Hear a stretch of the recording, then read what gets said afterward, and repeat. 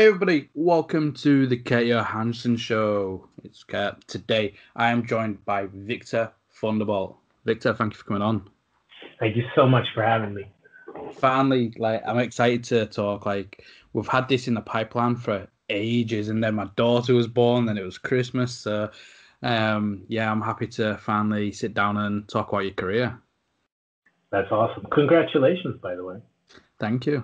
3 months already. That's flown by.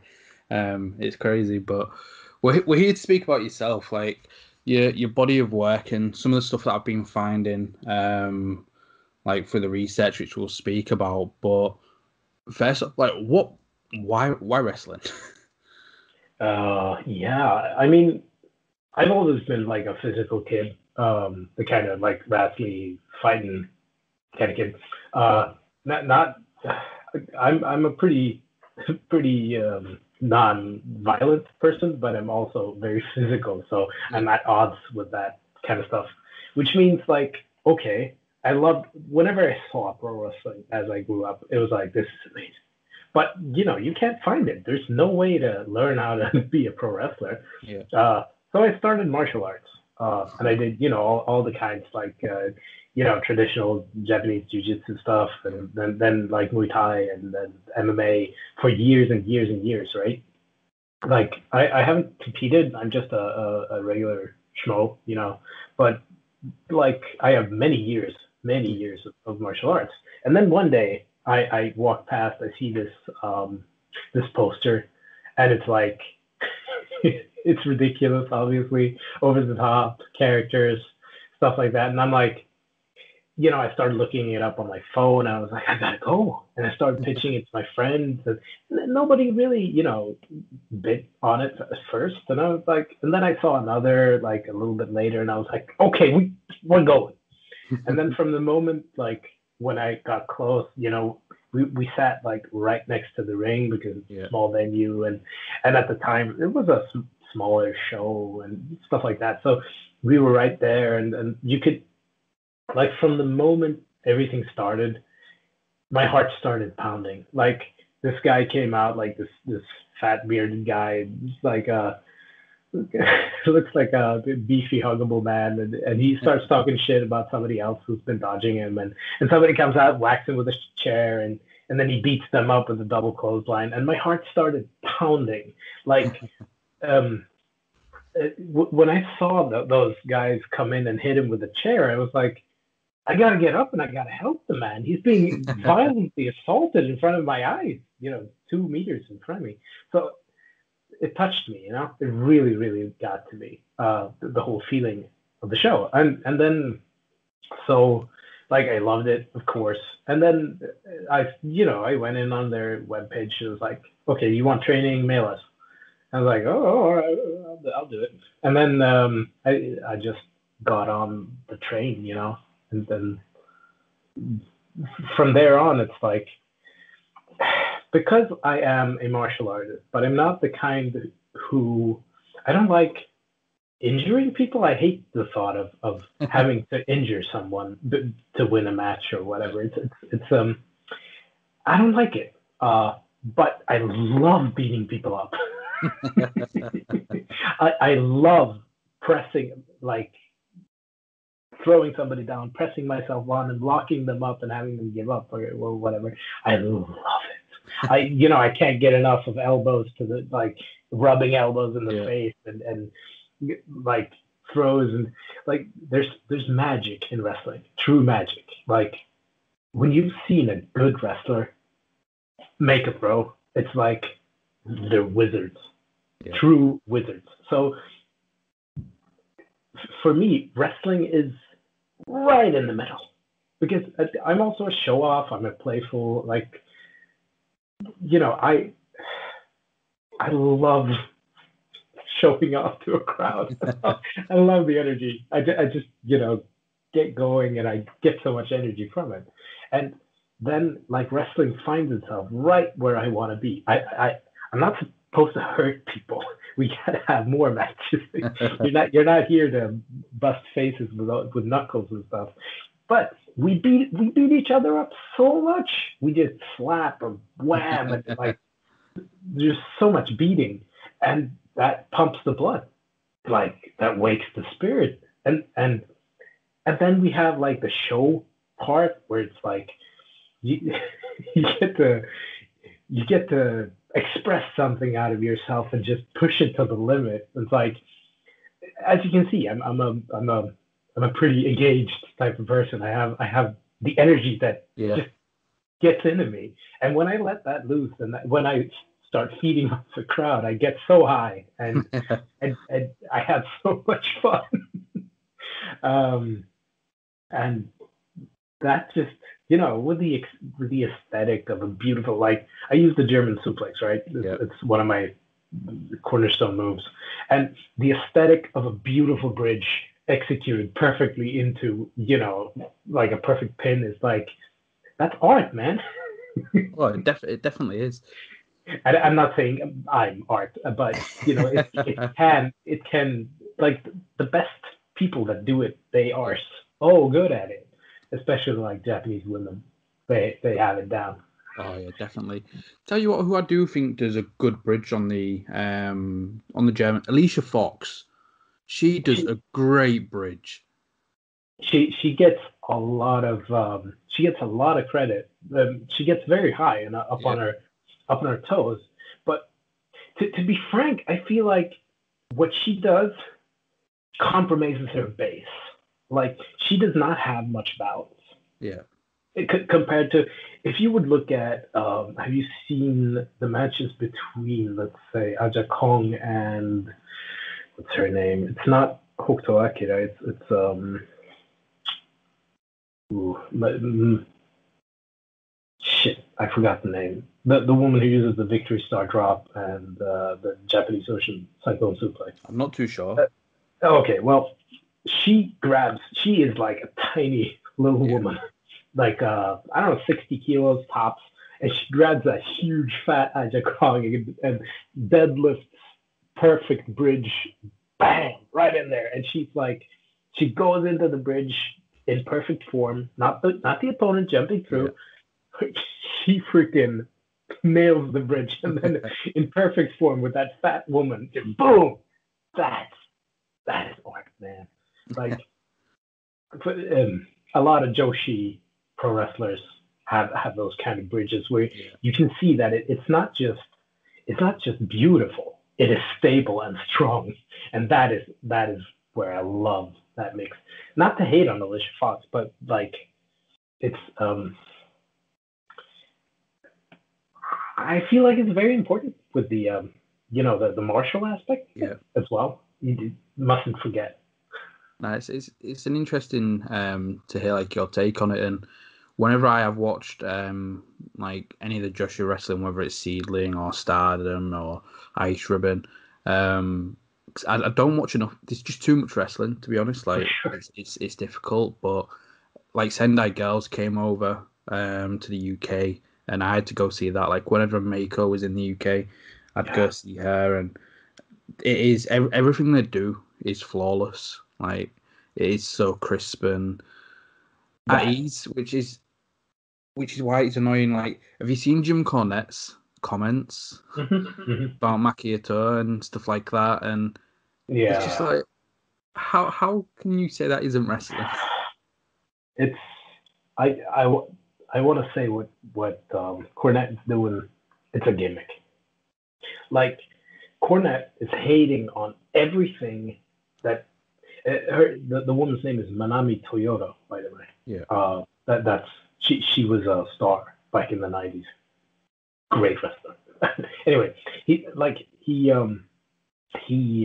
has this gimmick where he finds something to shit on, like something that people love. If it's Kenny Omega, if it's Maki Ito, and then, like, look at fucking Kenny. He is jacked. He is fast. He is strong. He is incredible in the ring. And somehow Jim Cornette finds a way to shit on him for something he did 10 years ago. Yeah. In one silly match where he played around. I mean, Cornette he's been chased around by the goddamn Ninja Turtles.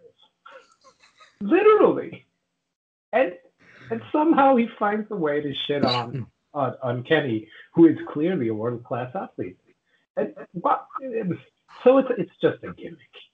It has to be. Nobody yeah. can be that deluded and shitty of a person. So all I do, I see him shit on everything, and I'm like, oh well, big darn, there's Cornette going at it again. It's just this gimmick. So, with the like martial arts background, excuse me, when you moved over to wrestling, who was it that was training you, and did you find it hard not to be going through with those strikes and knocking out your opponent? It's so we had there was a sort of distributed type of training system, but mainly I was trained by 2 or 3 guys. Ken Malmsteen and TNT at the time, now Alexander Beck, and also PT, standing for personal training. He's like the evil personal trainer who beats you up because you don't do your push-ups. Oh. He's funny as fuck.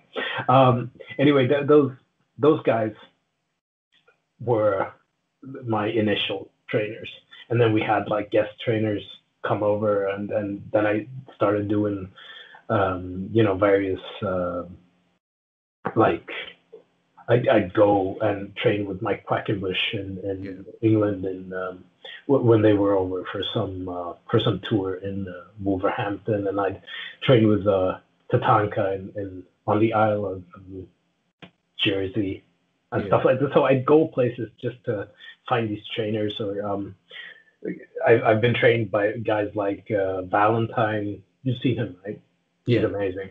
I've been trained by Hamo and Starbuck, and so I've been trained, piece by piece by like all of these trainers all over.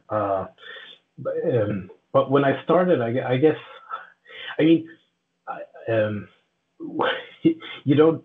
It's easy to understand that you're not supposed to punch someone. The problem with fake, or not fake, but the problem with holding back is figuring out how to hold back while still making it look right.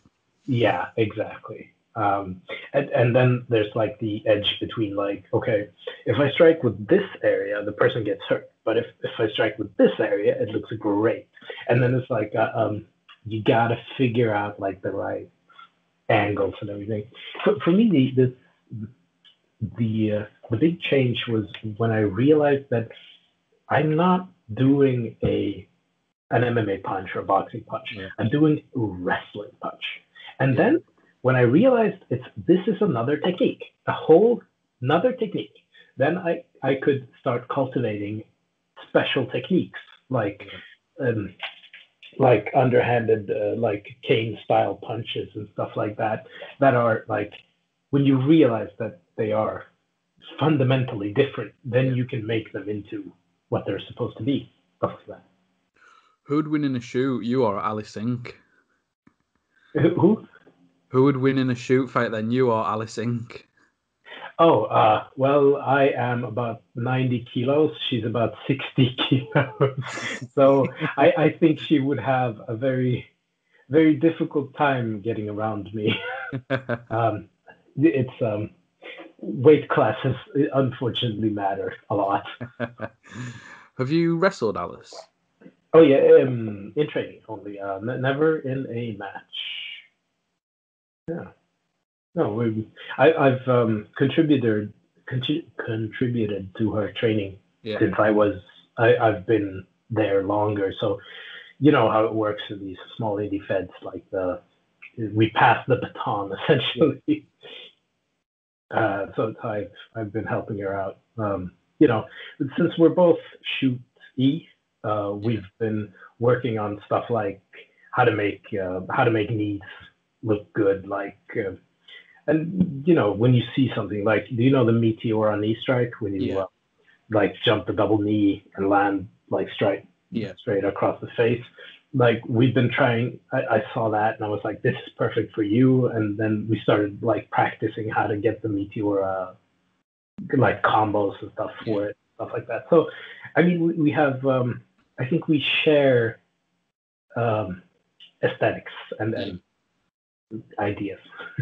No, I think that would be good. The fact that there's two people that have that training in that background, for you to kind of like, hey, this is cool, but how can we make it into the wrestling sense?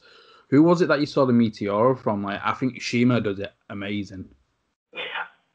When I'd say Taya Valkyrie or Yeah. possibly maybe somebody else in Lucha Underground, somebody who did it off the top rope. Maybe Prince Puma, maybe somebody else. Yeah. Like I don't remember exactly who does it, but they do it like off the top rope, and they just give it a big slam. It's beautiful. Taya does it in the corner, right? Like they're sitting down in the corner, and she comes running and gives them the double Meteor. It's pretty beautiful. No, definitely. So, how did you like? You can tell when you're speaking about being in the ring, you get all that adrenaline and stuff like that. How have you managed to control that? Because obviously, when adrenaline kicks in and enthusiasm's going, it's very easy to kind of lose control. And so, how have you found? Like, how did you find being in front of the audience and experience that excitement for the first time? The first time was different because all I could focus on was the opponent and the match. It's like everything else almost cut out. I was in a state of unreal, like, there was a smoke machine at the time, and like the smoke and the kind of weird lights and the opponent in that weird outfit and stuff like that. Everything felt so unreal. I felt so far from where I was at the time. But then training kicked in, and at like those initial points, it was just the moment,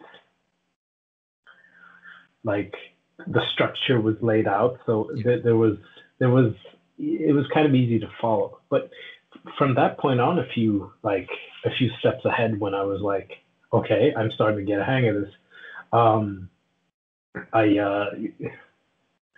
I'd say that it came naturally to me, because what you do is, like, I look around a lot, like I feed a lot around me, and I feed a lot from cameras and stuff like that. I don't know if you've seen, like, on my Instagram, there's a lot of like in-ring face.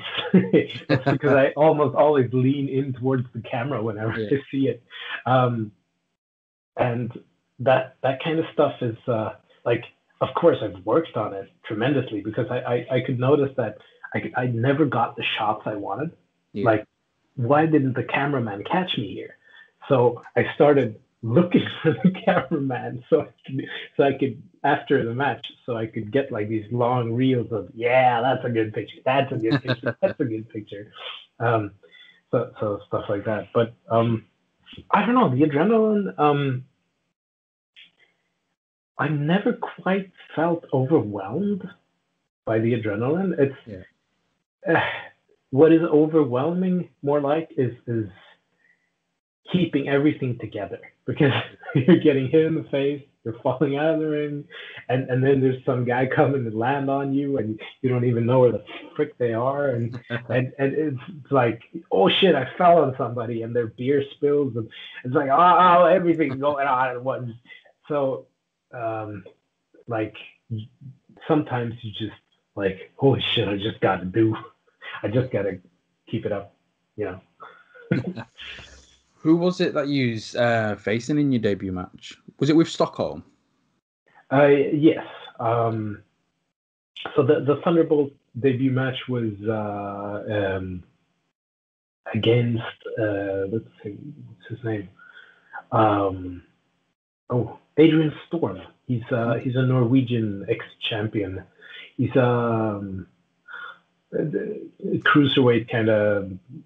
He's pretty quick and like quick, strong, middle flyer type.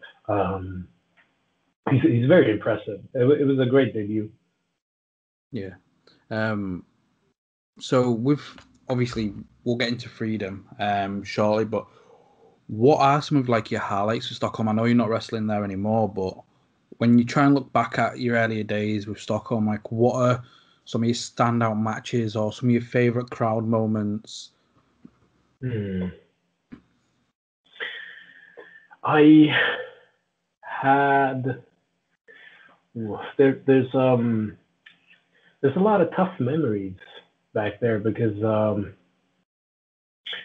I put in a lot of time with that with Stockholm wrestling and it didn't quite come back the way I wanted, but I had a very teach what's the word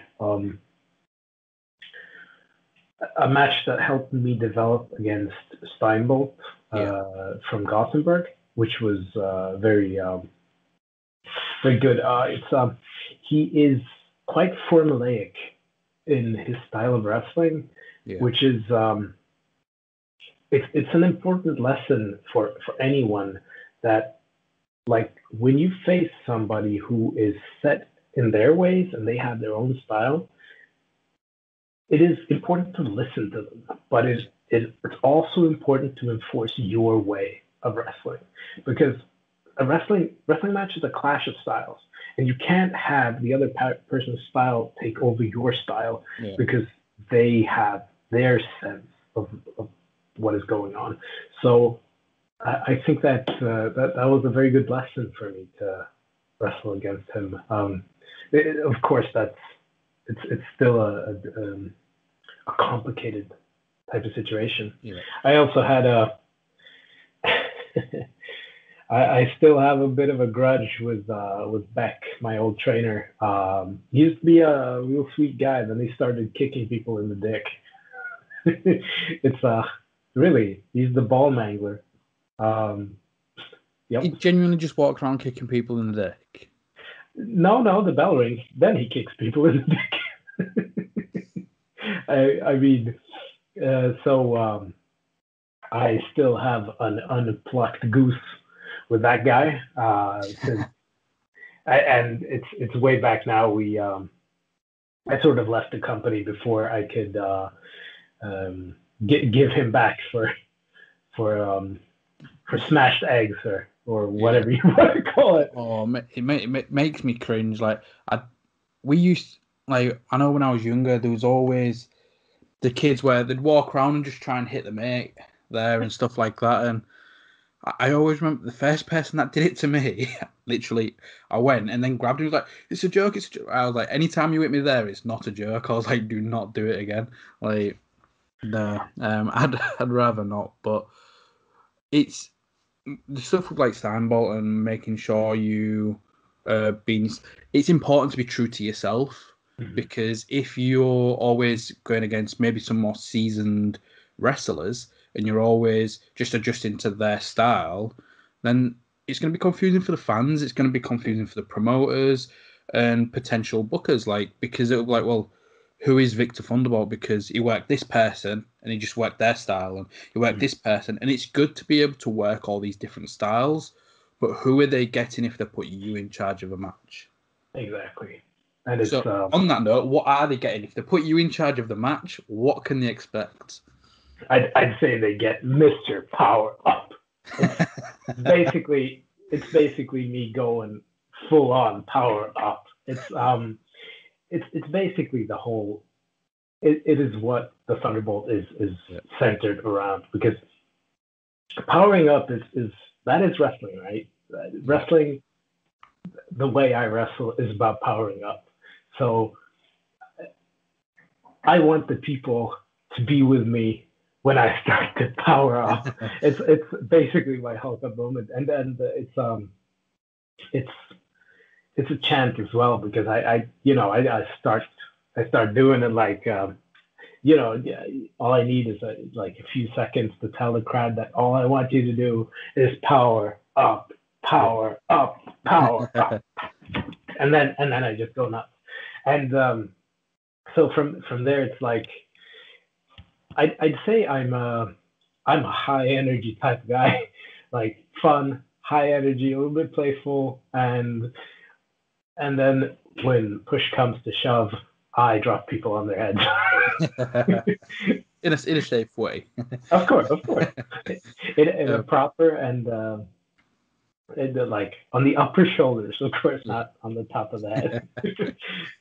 I've got to give credit to you though, because one thing that I feel is missing in a lot of wrestling today is that in between stuff. Like you can put all the fanciest moves together, but then if there isn't that story or that little bit to connect the crowd, it can soon get boring. And you've just said there with your power up stuff, like if it's a child in the crowd, I know full well they're gonna be wanting to see you power up, and when you power up, it's gonna be probably one of their best feelings for the full show. And then even I can imagine with the over 18s, because I know full well if I'm at the over 18 show and I've been drinking and you're starting to power up, I'm going to be there just powering up with you. Yes, and that is so much fun. That is like the source of the entire thing. Just getting in it together and powering up together. Like it is so much fun. It is insanely fun. And on top of that, of course, I try to add like I'm quite strong. Probably in the Nordics, I am probably one of the stronger wrestlers around. There are quite a few who are also quite strong. But so I do feats of strength. I like to lift people off the floor and German suplexing them. I like to pick people on the shoulders and popping them over and throwing them that way, or deadlift power bomb, stuff like that. It's because I am like one of the few people in the Nordics who can do this stuff. Yeah. It's because it's difficult, right? Like in order to lift someone like 100 kilo plus off the floor and then up over your shoulders, that is difficult. Yeah. But I can do that. Not many people can do that. What's been your favorite moment where you've tested your feat of strength and you're like, holy shit, that was cool, I actually did it? Let's see. I'm trying to. So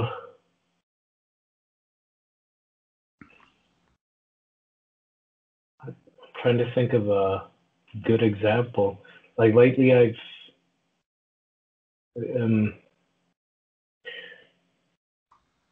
well, I lifted Steinbolt. He's a really big guy. Like, gave him the proper German suplex.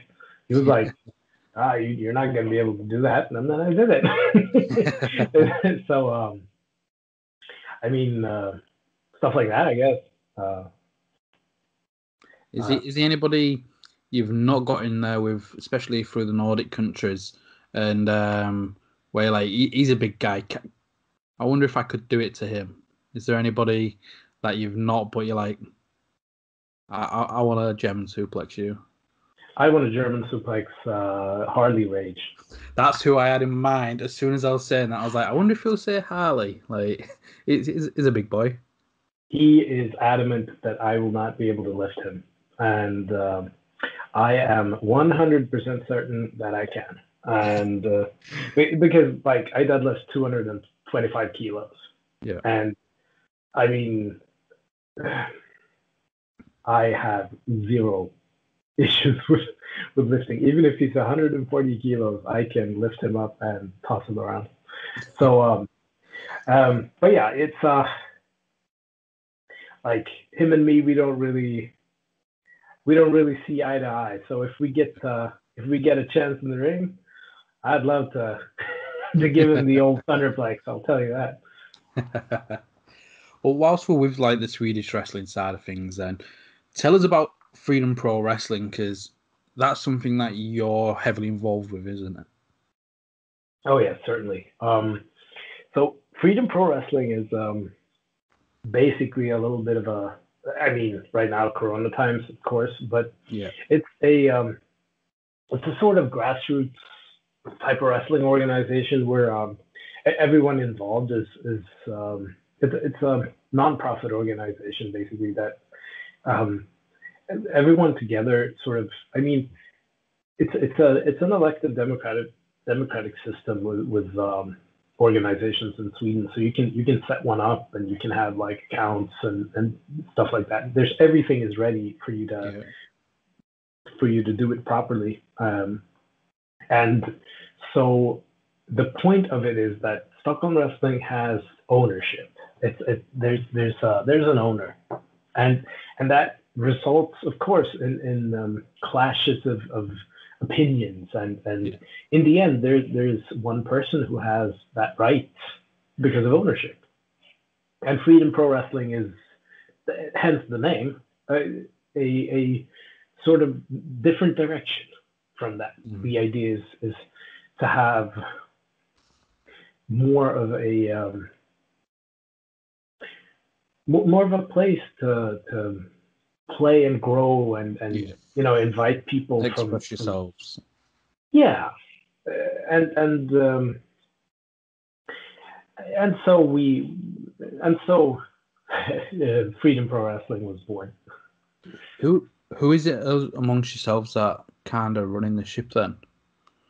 Well, I guess I am the sort of the captain of that ship, and then we have one of the guys who is very involved in it is Albin, who is he is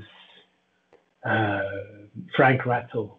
He's had a few matches for Freedom, maybe something in Denmark as well. He's involved, and then we have two of our referees, Magnus and Regina, who are, as well as everyone else. Really, we have. There's a group of people who are involved in dealing with it, but I guess I'm the. How have you found the adjustment to now running wrestling shows? Extremely stressful. Incredibly stressful. As a wrestler myself, and like one of the one of the local talents, so I have expectations of myself to go out there and have a good match, but at the same time I have to make sure everyone is on time, everyone knows everything, the ring is right, the music is right. And I mean, I don't do all of that stuff. We've distributed it to reduce the stress. We've started organizing better, but the first two shows or whatever were extremely stressful, just because there's a lot of prep work.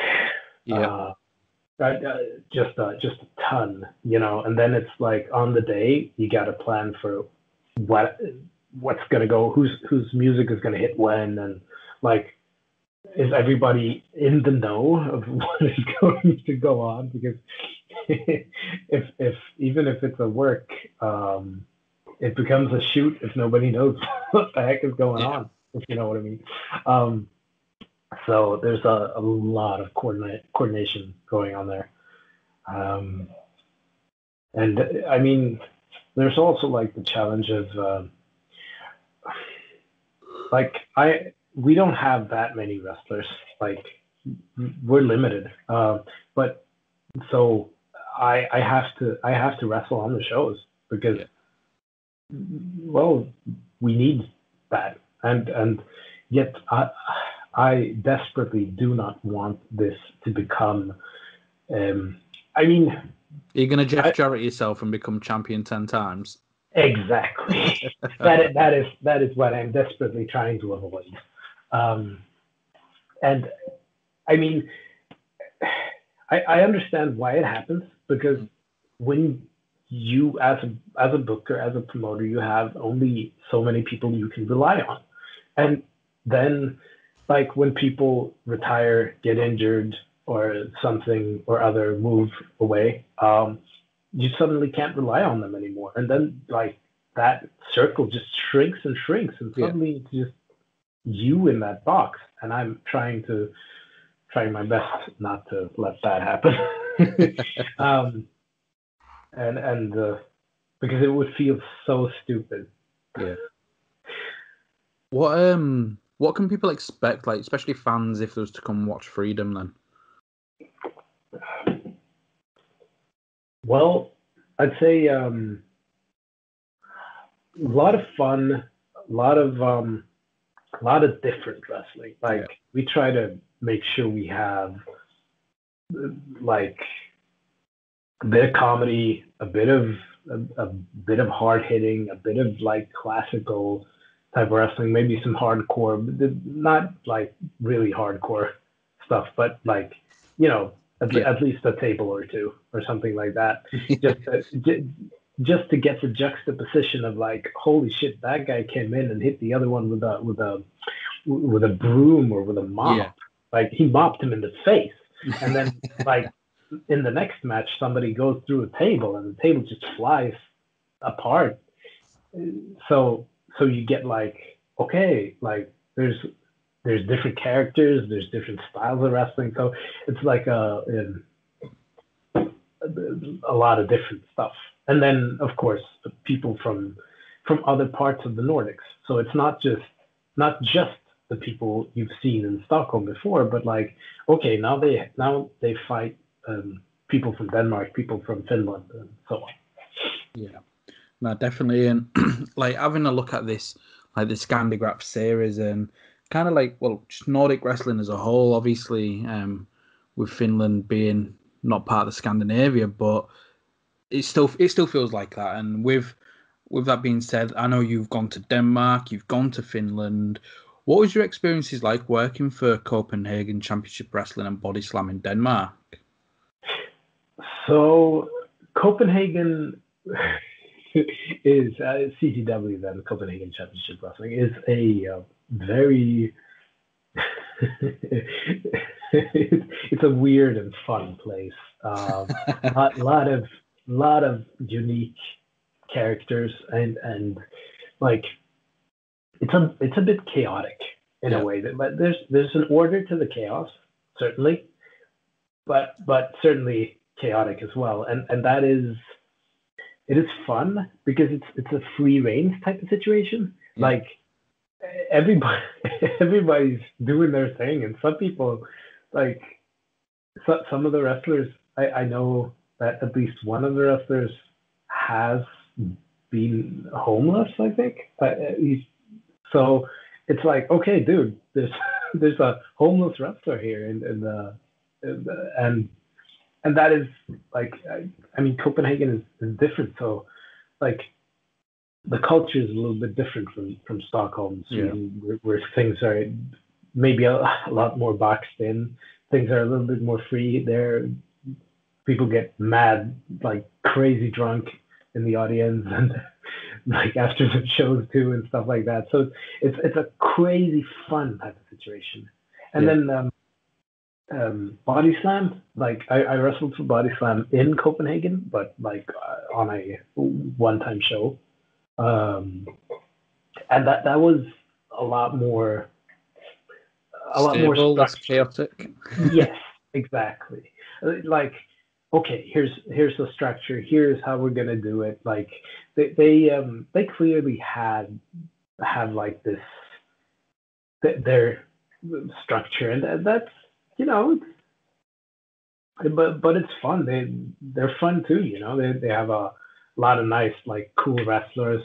Yeah. For example, the what you call them, the Easy Lovers. Yeah. They've been shit talking me on the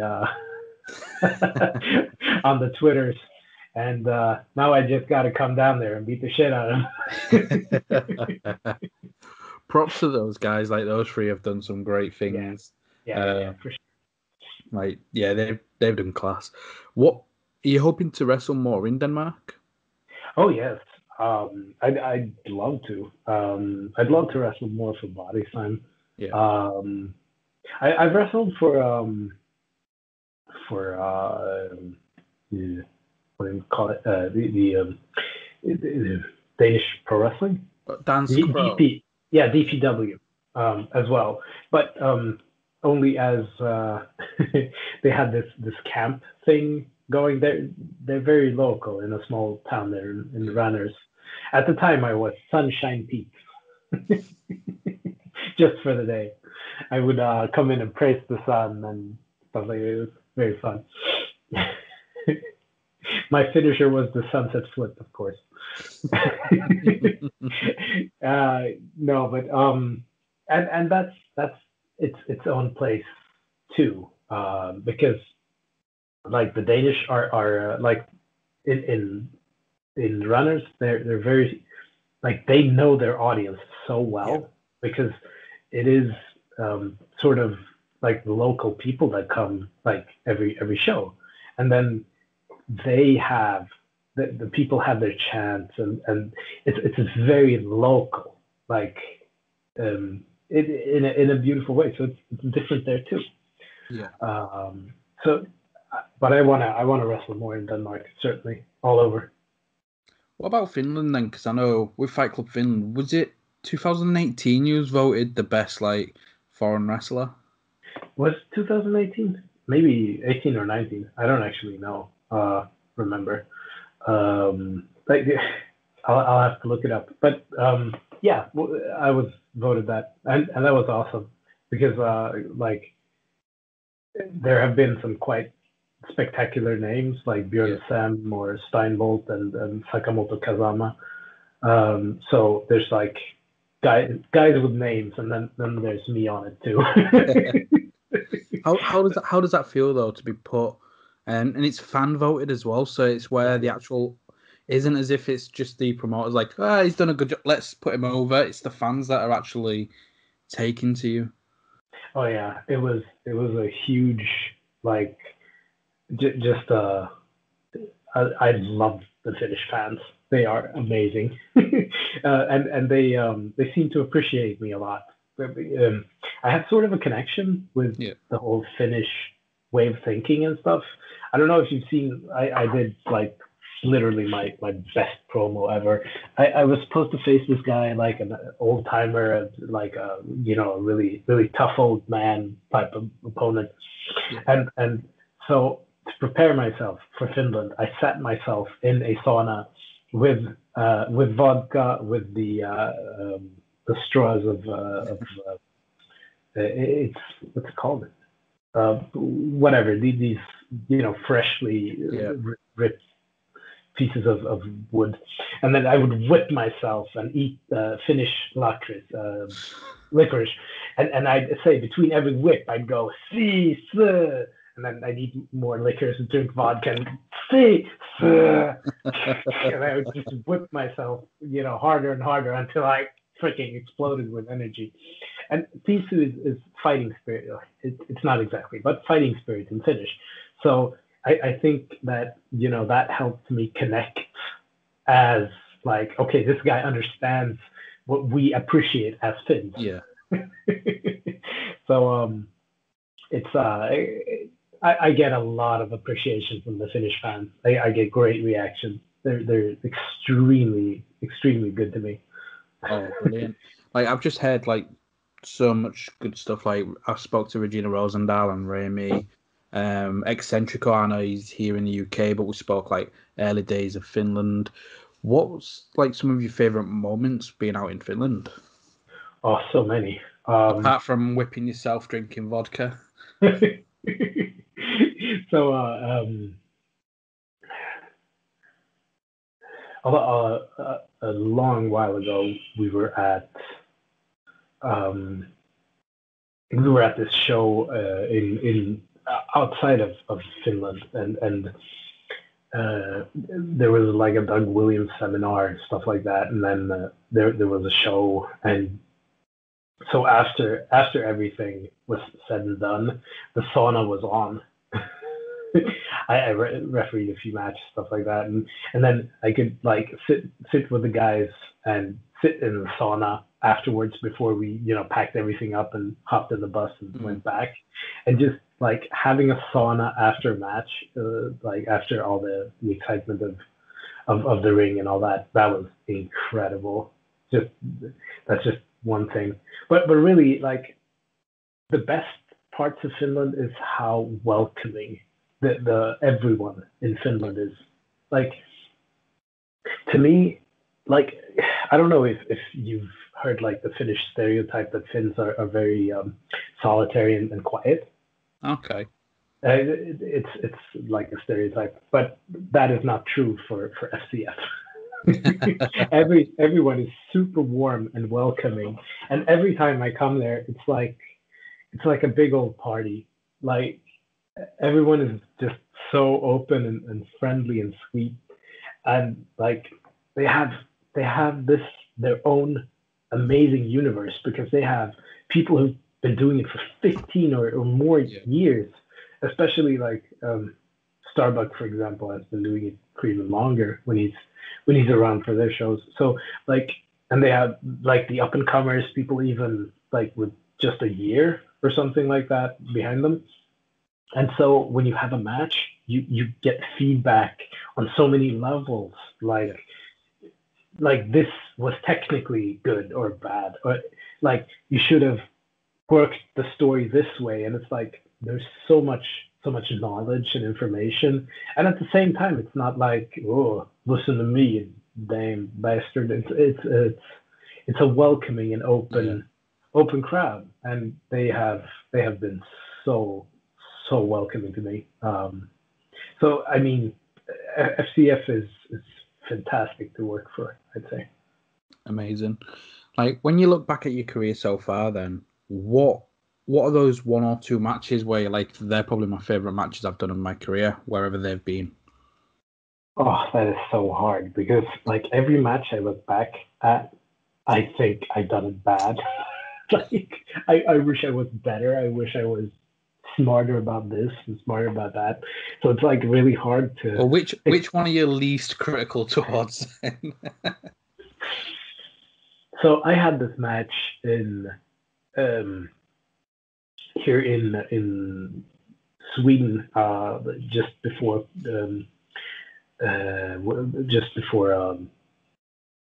Corona shut everything down against Pete Phoenix of Copenhagen, and I was on fire that match. Like, I clobbered the shit out of him. Like we had a great match together, and I felt like that was I felt really good about that match. One more. I think that I had a match with Billy Ratto, which do you know of him? No, I'm not too familiar. One of the guys in Finland. He held the Finnish championship for a time as the representative of the Black Hole, Musta Aukko, which was like an evil stable. And he's a thin, like long black hair, evil looking Satanist guy, sits down and just does the horns, you know. He's just really cool. And I had this, like the match I had with him, I want to do it again. Like I want to get an even better match with him, because what it was like is we have good chemistry, I'd say. Also with Shemeka of Finland, the same. We had great chemistry, and I want to face him again. But both of them beat me, by the way, so I need to get back and beat them. Power up a little bit more. Yeah, like at that time I didn't have power up. Like that was a missing ingredient. Oh yes. Also, I had like the dirty driver, the electric dirty driver wasn't like invented yet, so I did the small driver. Like I don't know, it's an idiot move. I stand around, like I knock him to the ground. I stand up and I say nobody, and I mean nobody kicks out of the dirty driver. Then I get down on my knees, I scoop him up, and I do the world's smallest tombstone pile driver. then I pin them quick as fuck, and they kick out right away, and I go, ah! God damn it, I thought I had them. And of course that's a terrible move. Again, it's those things that are gonna stand out. Like Martin Kirby here in the UK, he had the Zoidberg elbow all the time, where he'd stand on the ropes near the turnbuckle. he'd have the opponent laid in the middle, and he'd walk across the middle rope going beep beep beep beep beep beep beep beep beep beep beep beep beep, tries to get to the middle, and then tries to hit and he never hit it. And then I believe when he finally hit it in Defiant after years of trying, he like the crowd erupted because he finally hit the move, but it's constantly like best move ever essentially, and he's like wee, wee, wee, wee, wee, just moving across. And Martin was like considered one of the best, like he's one of the best workers in the UK, can do anything, and it was just that little bit of comedy and that little bit of character that would stand out. Yeah, it's just so much fun to do stuff like that. And you know, on the other hand, I've gotten a lot of criticism for the Dirty Driver because people think it's shit, or like it's stupid. Obviously, it's stupid, but wrestling is a little bit stupid. So let's have some fun with it, you know. And like now, I've made my own version of that move where instead of sitting down on my knees, I pick up the person almost. Let's call it a kind of like you pick up somebody for a power bomb, but I lift them. Thank you. I lift them almost like halfway up for power bomb, and then I do the kneeling sort of. It's not a tombstone because the tombstone has them facing you. This move has them facing away from me. Okay. So it's like it's the what's it called the proto driver, the Gunso bomb. It's almost like the Gunso bomb, but you know it's guaranteed not to murder. I don't know if you've seen the Gunso bomb, but like when Kawada does it the first time, he drops it straight on his head and he just goes like this. It looks literally awful, like death, murder. This is not that. Good. 100%. So to kind of like wrap some of the things up, then, like, what's left for you in wrestling? Like, what goals do you have? Oh, everything. Like I feel like I've done this for almost 6-7 years, and I've accomplished nothing. But on the other hand, like maybe I have accomplished something. Like freedom. Freedom is a beautiful thing. I've been to Finland and Denmark, and I've done like these really fun matches. I picked up a kid once. I took a kid, scooped him out of the audience, and I hit another wrestler with the kid's feet. And the parents were like, no. And I was like, don't worry. And then I picked him up ever so gently. And like, so clearly I've accomplished things that I am very proud of. That kid's going to remember that. Oh, yes. Apparently he's a regular. It was in Copenhagen. But for me, it's I want to go to England to wrestle. I've been there to train for a short amount of time with David Francisco. He's a really cool guy. And I need to go to Japan to wrestle because I speak Japanese fluent. How? Too much anime. and then like intensive. I've been there many times and stuff like that. I mean, imagine that, like a literal gaijin, a Swedish gaijin, nonetheless, not an American one, who speaks freaking fluent Japanese. That has to be money. If right, I can just get I want you to say you want to wrestle in Japan and power up in Japanese.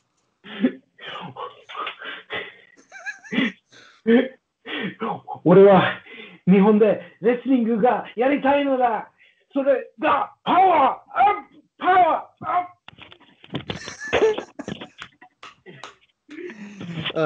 プ。That is amazing, and I am going to be clipping that out, and that's going to be all across social media. Mate, all credit to you to, again, speak English fluently, but also speaking Japanese fluently. And I think from like your passion of wrestling and the way it works, and your love for, like, the Joshi style of wrestling as well, it seems like you would be very fitted in the Japan route. Would you accept being a young lion? Would you go to one of the dojos, or would you want to just go out there to tour? I think that is ah, if I got the chance, I would seriously consider it, certainly. But I'm also 34 years old. Like the Young Lion Dojo life is an aesthetic and hard one, and like I don't think they'd take me. I think I'm too old, probably, because it's that dojo system has another level. I'd have to come in as a guest and try to make my way that way somehow. And like maybe if DDT took me in, I'd fit perfectly because I have this comedy vein too. But I feel like it's I certainly do want to. I certainly do want to go to Japan, though. I just have to find some kind of a way in. No, that'd be great. And again, with DDT, like with the comedy aspect, and it's blown my mind that you speak fluent Japanese. I think that's incredible. So props to you for that. And I know, like obviously, you've got the busy schedule, so I think there's definitely room for us to do a second one. Like you mentioned, Lucha. Oh, yeah. You mentioned Lucha Underground earlier, and I loved watching Lucha Underground. And we'll have to just talk more shit, really. We're all in lockdown. There's not much to do. But first of all, thank you for coming on. Like it has been, it's been worth the wait. I'll give that. Like it's been really fun, and like I'm still blown away by the Japanese.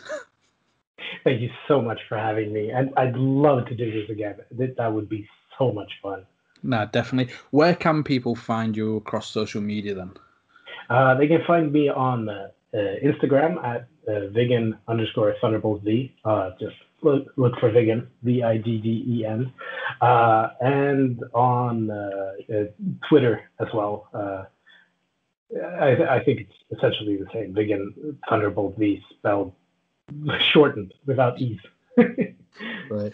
I'll put everything in the description, so everybody make sure you do go follow, and hopefully wrestling can go back to normal. You can go back to Japan and power up against Jamaica and show them the new you. But again, thank you for coming on, and everybody make sure you do go follow. Make sure you hit like. Make sure you hit subscribe. Thank you for watching. Thank you for listening.